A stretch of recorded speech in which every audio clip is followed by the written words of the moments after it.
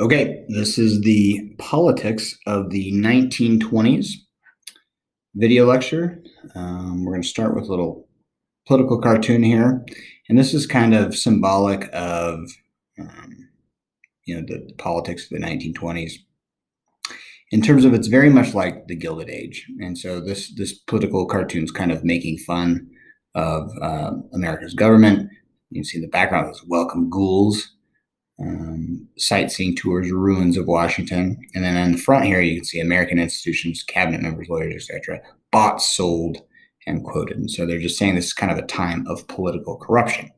And we want to be careful. Not all the politicians were corrupt. There were some very good ones, but this is kind of like the Gilded Age, kind of like when, we talked about grant and grantism, credit mobilier, things like that. We're going to see some of that return in the 1920s.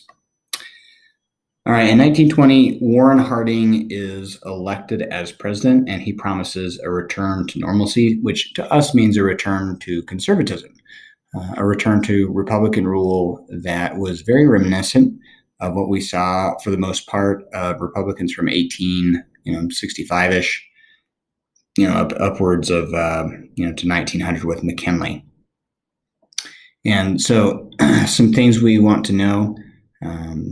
First he appoints William Howard Taft, that's right, the former president of the United States, to the Supreme Court as Chief Justice, and that creates a very conservative court because he's able to get three other justices that are also Republicans, and they do a lot to kind of hurt labor during this time. So they ended child labor laws, they used injunctions against strikes, and they ended minimum wage laws for female workers. They also struck down, in the Adkins versus Children's Hospital case, they reversed Mueller versus Oregon. If you remember, Mueller versus Oregon was supposed to protect women from working hours, but the Supreme Court, they see this as an infringement of freedom if people want to work past that. And so really, the idea is they see it as, if we have these child labor laws, if we have these laws against women working, that hurts lower class families. And some of these lower class families, they want their kids to work. They want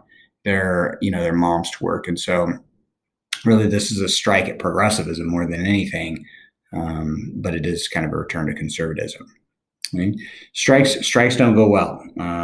Unions don't do well in the 1920s. And we'll kind of talk about that in a little bit. But this is definitely a return to conservatism. Much like the Gilded Age, the federal government and business are very closely entwined. The Treasury Secretary for most of the 1920s is a man by the name of Andrew Mellon. He's very competent. He's not corrupt, but he is, he's one of the wealthiest men in America. He was an aluminum and steel tycoon. Behind Rockefeller and Ford, he's probably the third richest person in the country. And so he takes over the fiscal policies of the federal government, and as you can imagine, he makes those laws very beneficial to the upper class. And so one of the first things he does is that he reduces taxes on the wealthiest Americans that had really been raised pretty high during World War I under the progressives, up to 65% of their income, which is very socialist-like. And by the time the 20s are over, the upper class is only paying 20%. Just to give you perspective, today I think they pay about 35%. So this made it pretty low. With this money, Mellon believed that the factory owners, the nouveau riche, the Rockefeller type people, they would have more money with less taxes to invest in the stock market. Stock market, if you don't understand it, is basically a way to invest in the largest companies. So you're basically investing in business. They could expand their operations. They could hire more people, and that money would kind of trickle down to the workers eventually. All right, but what this does in terms of tax dollars is it shifts the tax burden to the emerging middle class. They are by far the biggest consumers, even though wealthy people certainly buy luxury items and things like that. The real base of American consumerism, especially since this time, has always been the middle class. They, as a group, outpurchase the wealthy. And and so this tax burden really hits them the most compared to the upper class. All right, again, in keeping in line with Republicans and their connection with business, as you can imagine, much like the Dingley tariff and the McKinley tariff did in the Gilded Age, we are going to see a rise back in tariffs. Recall that during progressivism, the Underwood tariff lowered the tariff rates. Now we're going to jack those rates back up. And so factories are going to ask the American government to raise those tariffs to protect from foreign competition. And so we get the Ford v. Macomber tariff, which is a spike in tariffs. Now remember that if you are a middle-class consumer, you don't like this because this is going to increase prices no matter where you get it from, the foreign company or you get it from an American company. Ultimately, this is going to raise prices. And so manufacturers like it, but consumers typically don't like those tariffs. Now, from a broad picture perspective, after World War I, Europeans were in debt. And America really, for the first time, is a creditor nation instead of a debtor nation. And even countries like England had borrowed money from us, and they owed us money. And the Germans owed them. And so it made it more difficult for these European countries to pay us back, which is kind of ironic. But if they were able to sell in our economy, they would have money then to pay us back. And so this kind of exacerbates the debt repayment problem that we're going to see blow up kind of in all of our faces as we get to the 1930s. All right, next thing about the Republicans in business. To make sure that the federal regulatory agencies don't go after big business, they basically hire or appoint, between Harding and Coolidge, people that were business tycoons to man the federal regulatory agencies. And so, you kind of think of if you have like a drug lord overseeing like the drug trade, it doesn't always work out probably the way that you want it to. But in this case, you can see the picture here, the kind of the fox in the hen house. These people that are just like Andrew Mellon, wealthy people, factory owners, they were the ones that were overseeing the Interstate Commerce Commission and the Federal Reserve Board, and they were never going to go after any kind of their kind. So you really just don't have a lot of anti-Sherman, Antitrust Act legislation throughout the 20s because these people, they don't want to go after each other. All right. Of all the things that probably people remember about Harding, the most is the corruption that seemed to surround him. So again, much like Grant, where Ulysses S. Grant back in the Reconstruction era, he was never implicated directly on anything, but almost everybody around him was. Now, that's not to say that that everybody in Harding's administration was corrupt, by no means. So Andrew Mellon was pretty competent. We said he was the Treasury Secretary. Who else? The Secretary of Commerce, Herbert Hoover. He was very competent. The Vice President, Calvin Coolidge, very solid individual, very moral. But there were enough of what was called Harding's Ohio gang. So these are people that helped him to get elected. They were friends of his when he was a senator in Ohio. And basically, they were just leeches. They were just people that wanted government jobs so that they could embezzle money, so that they could figure out a way to make a government office profit them. So a good example of this is the Attorney General, who took German assets that were seized from World War I and basically just started selling them off and making money off of it. Same thing with the Veterans Bureau. The head of the Veterans Bureau was seizing medical supplies and then selling them off and taking money for it. But probably the biggest scandal during the Harding administration was the Teapot Dome scandal. And this had to do with an oil reserve in California, but Teapot Dome is actually in Wyoming. And so there was a big, huge Federal Reserve of oil that the federal government controlled in Wyoming. That was supposed to be a naval oil reserve that they could use then to presumably for fuel and things like that. And the Secretary of the Interior, Albert Fall, persuaded Harding to put that under his control. And so it took it from control of the Navy to the Department of the Interior.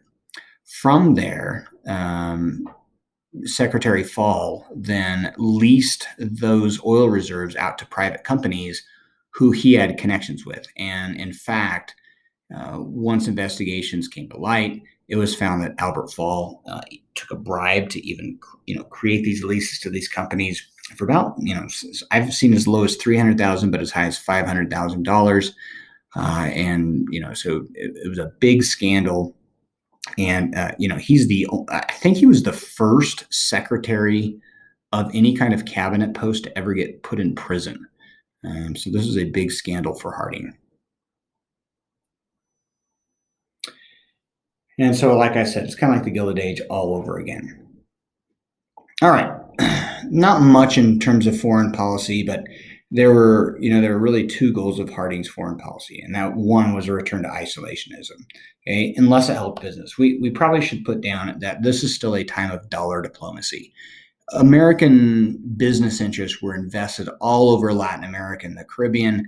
There were several times, especially during the 1920s, where the American government used military intervention forces like the Marines to occupy Cuba, Haiti, the Dominican Republic, among others.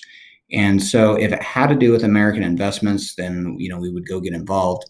But really, for the most part, in terms of the Pacific theater or the Atlantic theater, in terms of Europe or Asia, really all we wanted to do with them is trade. And from a military perspective, it's really a period of isolationism. The other goal of Harding's administration, then, if we were not going to be as engaged from a global perspective, then we could cut military spending. And this would reduce costs on, shipbuilding and things like that. All right. So a good example of isolationism would be the 9-power naval treaty, which allows a kind of a new open door policy with China so that we could get in and trade like the European countries were doing. In terms of reducing costly armaments, we have the Washington Conference, which is kind of like a détente, so to speak. And what we mean by détente is that it's not an arms race. In fact, it's kind of us engineering an agreement with the foreign powers, especially the United Kingdom and Japan, that, hey, we're not going to build up our militaries. In fact, we're going to just kind of hold on to it. And, we're going to keep pace with each other instead of outrunning one another. And so, first of all, we have this 10-year battleship holiday in which we're going to all agree that we're not going to be building up. So this is the opposite of an arms race. And then we have the treaty that creates what's called the 5-5-3 ratio, which is totally bogus in terms of fairness to Japan. But in the 5-5-3 ratio treaty, the United States would be able to have 5 ships for every UK's 5 ships, for every one of 3 ships for Japan. And so you can see Japan doesn't get as many ships as the United States and the UK. But the hope there was that then this would make sure that future wars were avoided in the Pacific, and it would stop Japanese aggression in the Pacific, which it did not, by the way. All right. And then in the 5-power naval treaty, the United States was able to get that 5-5-3 ratio, and the United States and the UK promised not to basically set up any more bases or, arm them or pretty much make a base in a way that could be seen as a threat to the Japanese in the Pacific. And so really this is an era of the opposite of an arms race. Everybody's kind of just kind of at hold, standstill from a military perspective. Okay, on to Calvin Coolidge.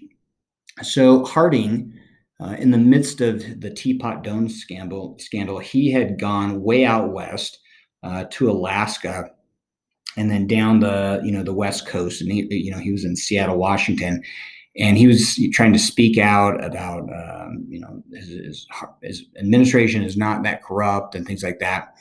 And he got really sick, and he ended up. They don't exactly know, but they think he had.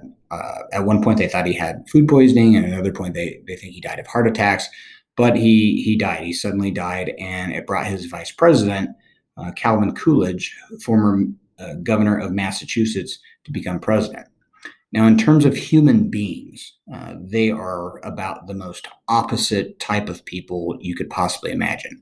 Whereas Harding was a good old boy, and I mean, he was just full of personality, and they'd gamble and drink and play cards, and he would womanize and do all these things. Calvin Coolidge was the exact opposite. His basically he was a Puritan. He didn't drink, he didn't smoke. He's basically the anti-Harding as a person. But where they did see eye to eye was the government's relationship with business, doing things that would protect business, that would help business expand. All right. A lot of people remember Calvin Coolidge because he took a lot of naps. He slept 12 hours a day. His famous quote was, 4/5 of our troubles would just disappear if we would sit down and keep still. And I think that's emblematic of Calvin Coolidge, that really he was a passive president. And again, just like we would see in the Gilded Age, he wanted the federal government to get out of the way. The only thing he wanted the federal government to do is to make sure that business could expand. So this is not good if you are a union worker. This is not good, in terms of like African Americans or anything like that. All right, and let's go to the election of 1924. So Calvin Coolidge in the election of 1924. So keep in mind that he was there for like a year or so after Harding dies, and then in 1924 he is pretty much the Republican nominee without that much debate. But the Democrats during this time, and this is the Democrats really of the 1920s, they are split. They're very rural and urban right now, and so very split between urban and rural farmers, between people in the city who want to drink, and most of the rural people who are enforcing prohibition and are dry. Modernists in religion, in terms of trying to fuse the ideas of genetics and Charles Darwin and Sigmund Freud or whatever that modern idea is with modern religion, against these rural and southern people who are fundamentalists and who take the Bible literally. And they're mostly white Anglo-Saxon Protestants. They don't like the Democrats of the cities. Okay, and kind of going along with that idea, some of those people of the cities are going to be immigrants. And a lot of the people that are in the rural areas are going to be nativists. Will Rogers, if you don't know Will Rogers, that's okay. But he once quoted as saying, "I'm a member of no organized political party. I am a Democrat." So this is not a good time for Democrats really following progressivism. The Democrats split, the disillusionment of World War I, and those are the differences between them. Now, you still do have a number of Democrats who are at that extreme end, and they form kind of a new progressive party. They're led by Robert La Follette, who is former governor of Wisconsin. And in this election, they actually do pretty well. It's probably the best a third party does in election. We haven't had really probably a third party do as well as that since. But you can see kind of those populist ideas that are still around: government ownership of railroads, relief for farmers, co-ops, against the use of injunctions for strikes, pro-union. Those are the kind of things that make up the Progressive Party. All right.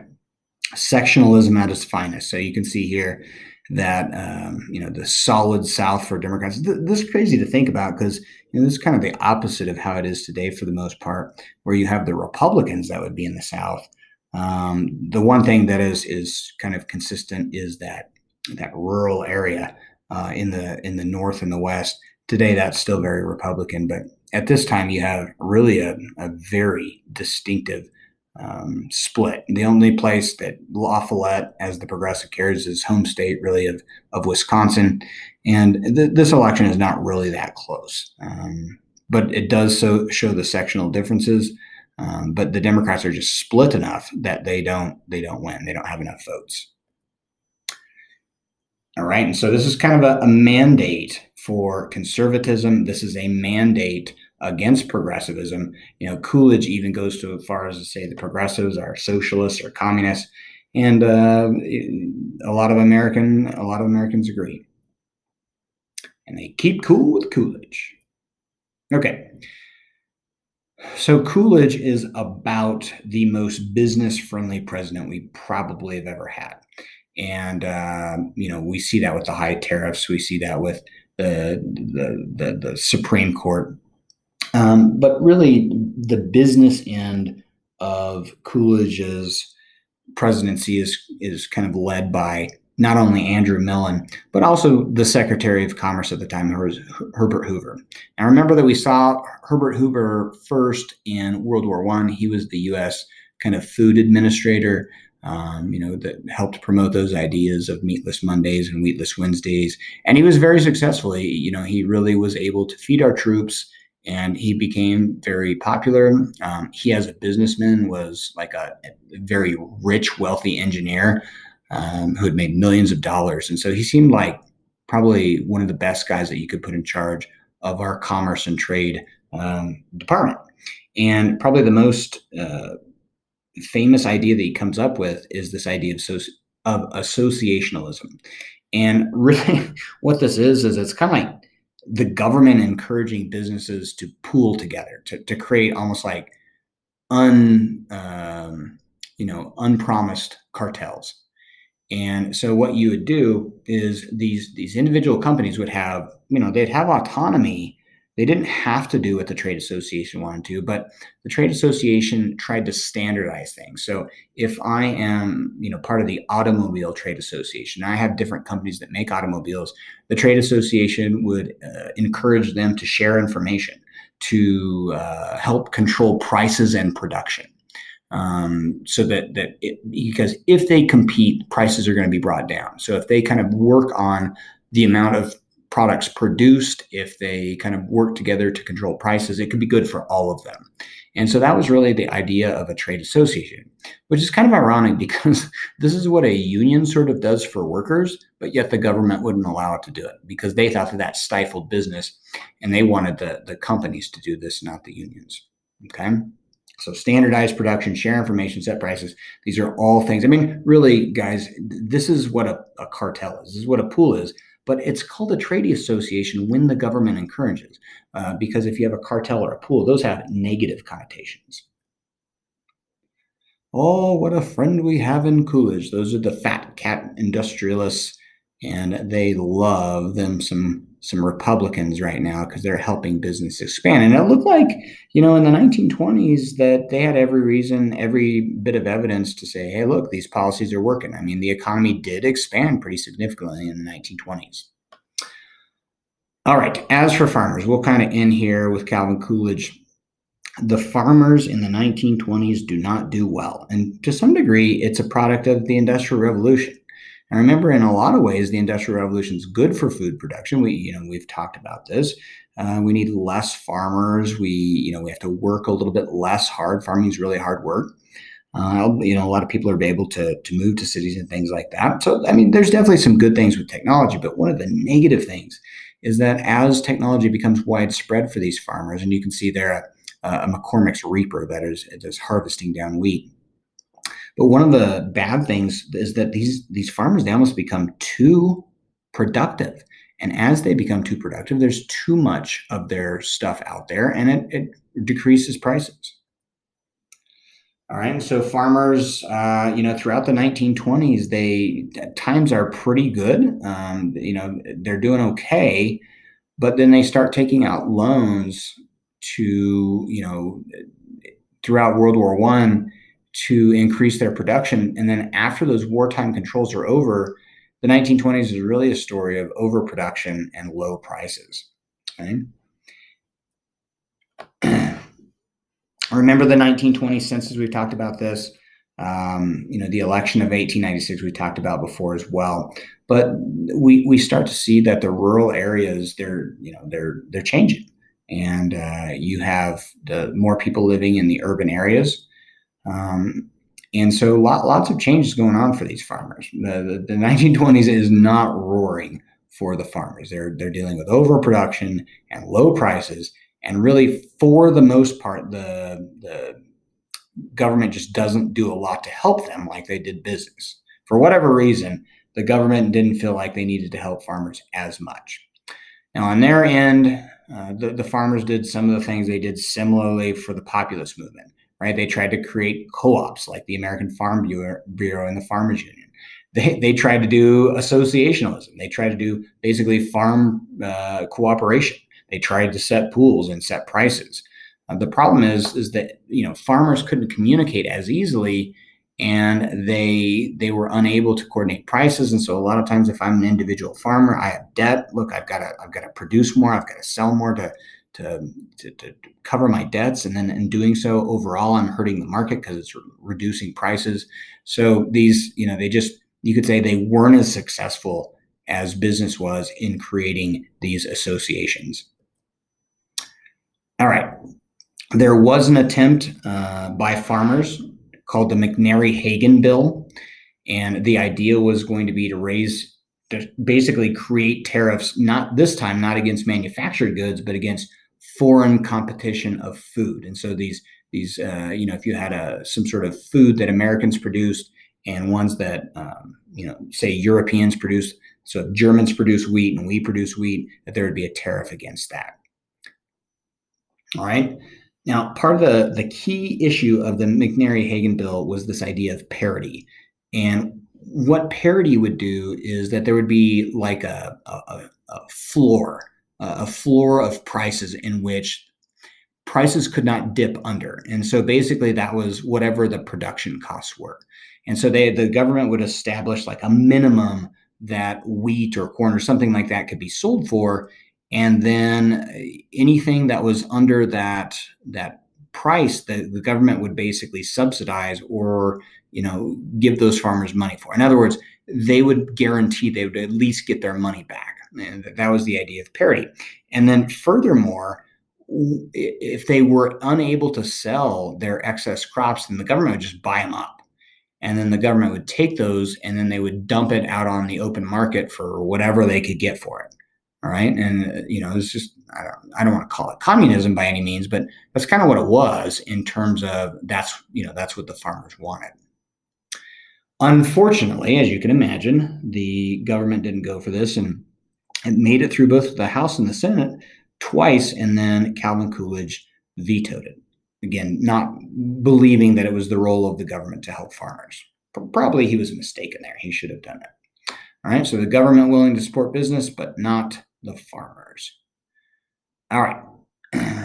Labor unions in the 1920s. And we said, for the most part, labor unions don't do well. Well, why is that? Well, for the most part in the 1920s, their wages are going up. Okay. As their wages go up, even though it's slowly going up, there's less of a reason for you to have a union.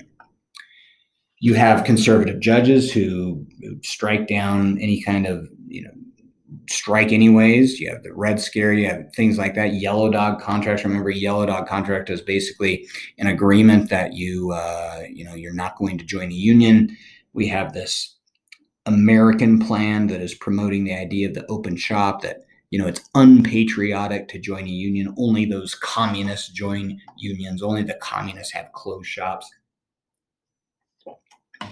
And then, of course, you have the idea of welfare capitalism, where some of your better laborers are getting pensions, they're getting rudimentary health care, they're getting sick pay or paid leave for vacations, and so that keeps your most ablest workers that normally would probably be union leaders within there. That kind of keeps them quiet, keeps them from protesting what's going on. Okay. I'm going to stop right there, and I will pick up on Tuesday with veterans in the 1920s. Thank you for tuning in. Have a good day.